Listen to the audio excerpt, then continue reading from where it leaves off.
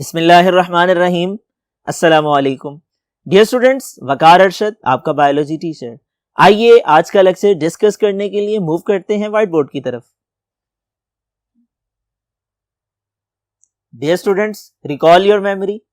Previous lecture میں ہم discuss کر چکے کنزرویشن پلانس کے حوالے سے وہ کون سی اسٹریٹجیز ہیں جو گورنمنٹ آف پاکستان نے اختیار کی اور کن کن اداروں کے ساتھ مل کر کون کون سے پروجیکٹس لانچ کیے جن کا مقصد ماحول کے تحفظ کو ممکن بنانا تھا۔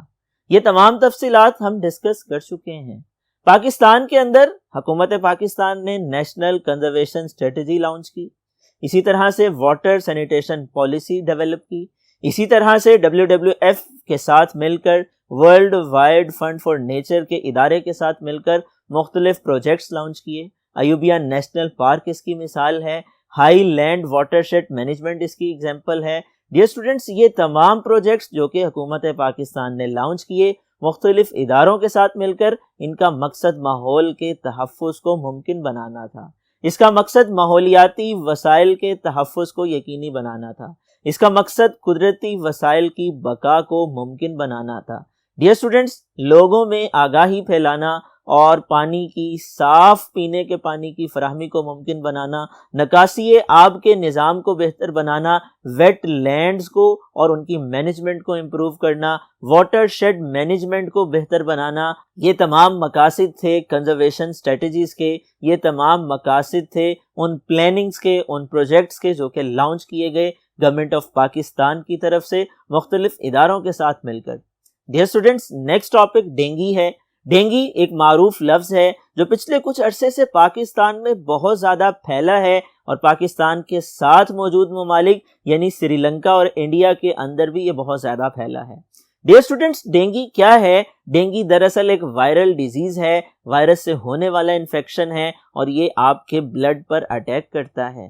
ڈینگی کس طرح سے ہوتا ہے، اس کی وجہ کون کون سے وائرس ہیں، اس کا علاج کیا ہے، یہ کس طرح سے بیماری کا باعث بنتا ہے، اس کا پھیلاؤ کیسے ہوتا ہے، اس پر قابو کیسے پایا جا سکتا ہے، یہ تمام موضوعات آئیے سمجھنے کی کوشش کرتے ہیں۔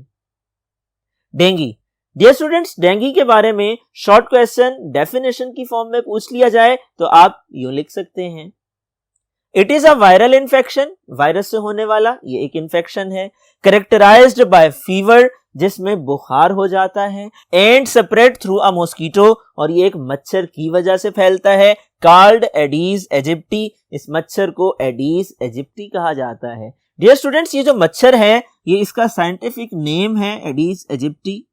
یہ مچھر بڑا صفائی پسند ہے، صاف پانی میں پایا جاتا ہے، اس کی نشوونما صاف پانی میں ہوتی ہے، واٹر کنٹینرز میں ہوتی ہے، اس کی نشوونما ٹائرز میں ہوتی ہے، اس کی نشوونما ان جگہوں پہ ہوتی ہے جہاں پانی ذخیرہ کر کے رکھا جاتا ہے۔ ڈیئر اسٹوڈنٹس، اگر یہ شارٹ کویسچن ڈیفینیشن کی فارم میں آ جائے تو آپ اس کے جواب میں یہ لائن مینشن کر سکتے ہیں۔ اس کے بعد یہاں پر ایک انٹرسٹنگ انفارمیشن اور آپ کی معلومات کے لیے میں یہاں پہ آپ سے شیئر کرنا چاہوں گا، اور وہ یہ ہے کہ یہ سب سے بڑا ہیلتھ پرابلم ہے ٹراپیکل اور سب ٹراپیکل کنٹریز میں، جس میں پاکستان بھی شامل ہے۔ ٹراپیکل اور سب ٹراپیکل کا مطلب کیا ہے؟ ماحول کے اعتبار سے زمین کی مختلف خطوں میں تقسیم کی جاتی ہے اور اسی تقسیم کی بنیاد پر زمین میں دو مختلف طرح کے ریجنز پائے جاتے ہیں جنہیں ٹراپیکل اور سب ٹراپیکل ریجنز کہتے ہیں، اور ان ریجنز میں پاکستان، انڈیا اور سری لنکا بھی شامل ہیں۔ یہاں پر یہ ایک بڑا صحت کا مسئلہ بن چکا ہے۔ ڈیئر اسٹوڈنٹس، یہاں پہ ایک اور چیز، ایک اور انفارمیشن میں آپ سے شیئر کرتا چلوں، اور وہ یہ ہے کہ 50 million, round about 50 million individuals سالانہ بنیادوں پر پوری دنیا میں اس وائرس سے متاثر ہوتے ہیں، اور یہ ایک بہت بڑی ریشو ہے۔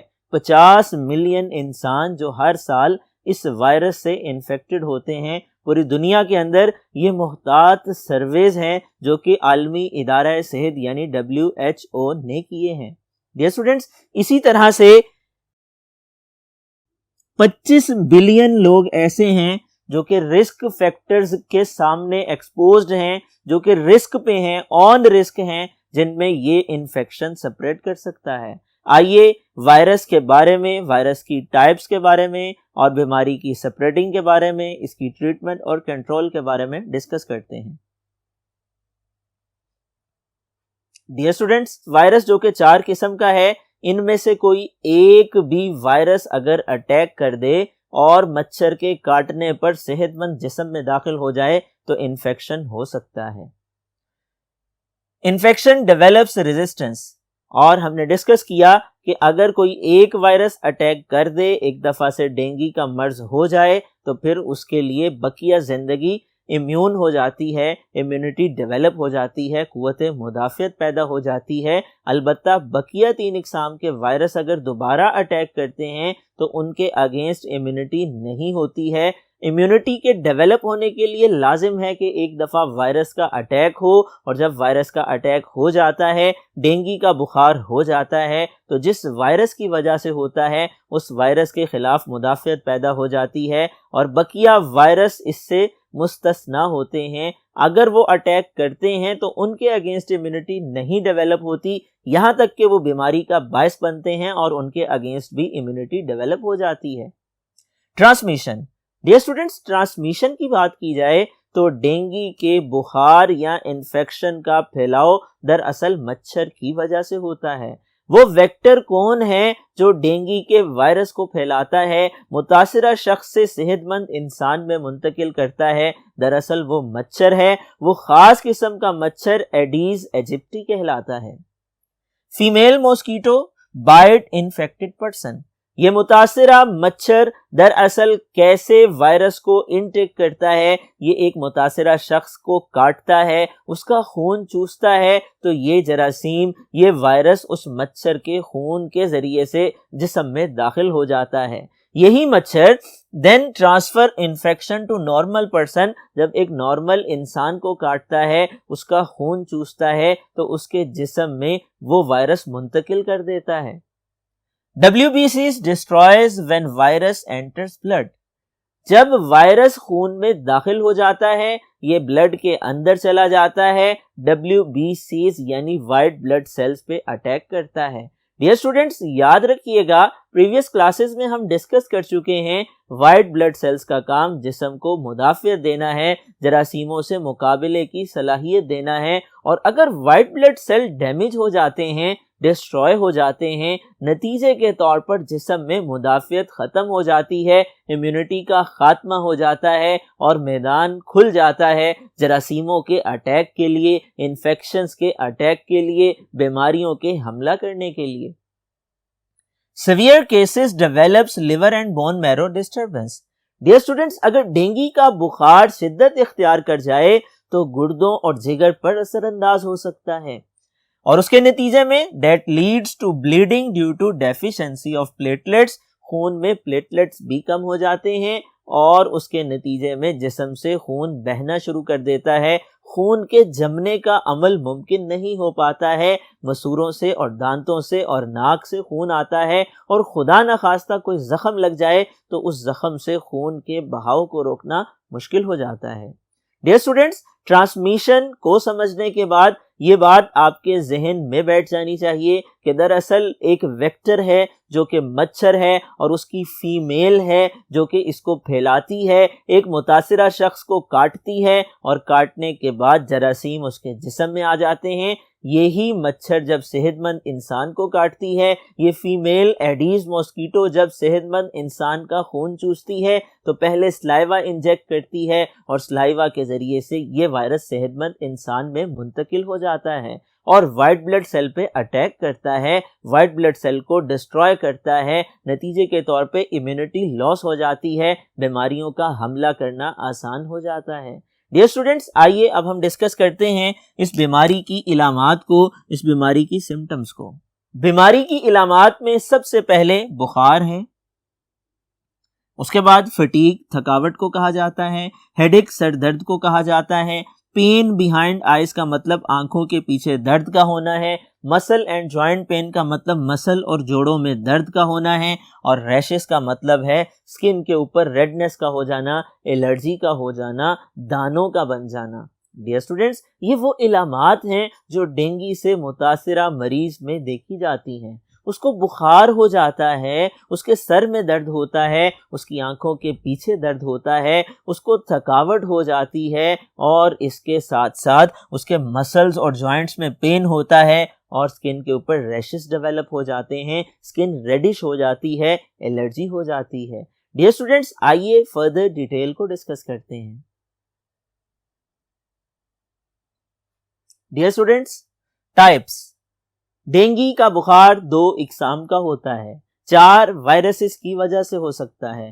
بخار کی 2 صورتیں کون سی ہیں؟ نمبر 1، سب سے پہلے ڈینگی ہیموریجک فیور۔ ڈینگی ہیموریجک فیور کی ایبریویشن ہے DHF۔ ڈیئر اسٹوڈینٹس، اس بخار میں کیا علامات ظاہر ہوتی ہیں؟ نمبر 1، بخار ہو جاتا ہے، خون بہتا ہے، پلیٹلیٹس کم ہو جاتے ہیں، اور پلازما لیکیج ہوتی ہے۔ اسی طرح سے نمبر 2، ڈینگی شاک سنڈروم۔ یہ دوسری قسم ہے ڈینگی کے بخار کی کہ جس کی وجہ سے بلڈ پریشر لو ہو جاتا ہے، بلو نارمل ہو جاتا ہے، بلڈ پریشر فال کر جاتا ہے۔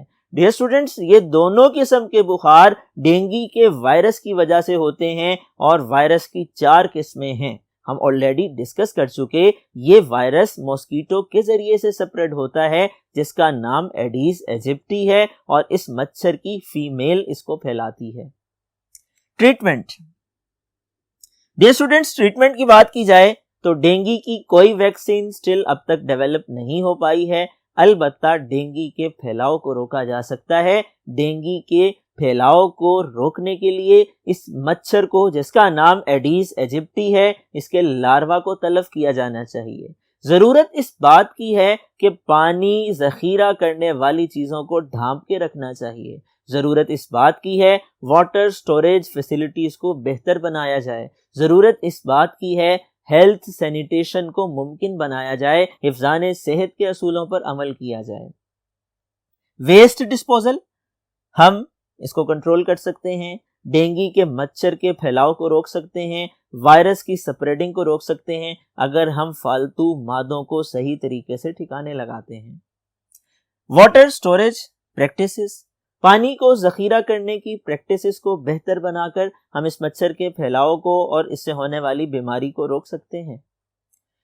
Small fishes and crustaceans, dear students, dengue virus کا نیچرل پریڈیٹر کچھ آرگینزمز ہوتے ہیں، اور ڈینگی کو پھیلانے والے کازنگ ایجنٹس کے کچھ نیچرل پریڈیٹر، لاروا کے نیچرل پریڈیٹر، ایڈیز ایجپٹی کے جو لاروا ہیں ان کے نیچرل پریڈیٹر کچھ فشز اور کرسٹیشینز ہیں، یہ ان کا شکار کرتے ہیں۔ ہم بایولوجیکل کنٹرول کے ذریعے ان کو استعمال کر کے بھی اس مچھر کے لاروا کو تلف کر سکتے ہیں۔ یہ مچھر صاف پانی کے اندر نمو پاتا ہے، اور ہمیں چاہیے کہ جو ہی موسم سردی کا شروع ہوتا ہے، گرمی کا ختم ہوتا ہے، اس دوران میں اس کی افزائش ہوتی ہے، ہمیں چاہیے کہ ہم پانی کو ڈھانپ کے رکھیں اور پانی کو ایسی جگہ پہ ذخیرہ کریں جہاں پر ان مچھروں کی افزائش ممکن نہ ہو سکے۔